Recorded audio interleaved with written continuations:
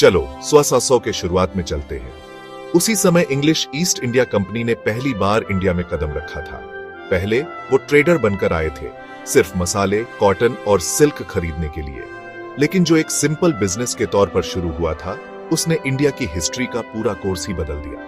उस समय इंडिया राजाओं और साम्राज्यों का देश था, जो रिसोर्सेज और कल्चर में रिच था। इंग्लिश कंपनी को हर जगह मौके दिखे। धीरे धीरे उन्होंने किले बनाए, लोकल रूलर्स के साथ ट्रेड किया और अपने बिजनेस के लिए स्पेशल राइट्स हासिल किए। लेकिन यहां से बात दिलचस्प हो जाती है। कंपनी सिर्फ ट्रेड के बारे में नहीं थी, उनकी अपनी आर्मी भी थी। 1700 के मिड तक इंग्लिश कंपनी ने लोकल पॉलिटिक्स में इंटरफेयर करना शुरू कर दिया। उन्होंने लड़ाइयां लड़ी, सीक्रेट डील्स की और बड़े बड़े इलाकों पर कंट्रोल कर लिया। 1757 की फेमस बैटल ऑफ प्लासी वो एक टर्निंग पॉइंट था। उसके बाद कंपनी असल में बंगाल में असली पावर बन गई और जल्द ही पूरे इंडिया में। तो इसका क्या असर हुआ?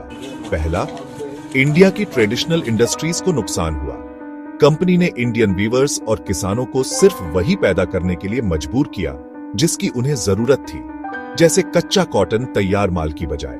लोकल बिजनेस ढह गए और कई लोगों ने अपनी आजीविका खो दी। दूसरा, ब्रिटिश कानून और टैक्स लगाए गए जो अक्सर कंपनी के फेवर में थे और आम लोगों को नुकसान पहुंचाते थे। दौलत इंडिया से सीधे ब्रिटेन में जाने लगी। लेकिन सब कुछ बुरा नहीं था। एजुकेशन के नए सिस्टम, रेलवे और लीगल रिफॉर्म्स भी आए।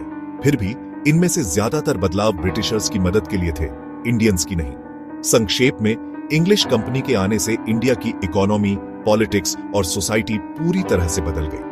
जो ट्रेड के तौर पर शुरू हुआ था, वह कंट्रोल, स्ट्रगल और बदलाव की कहानी में बदल गया, जिसने भारत के फ्यूचर को आकार दिया।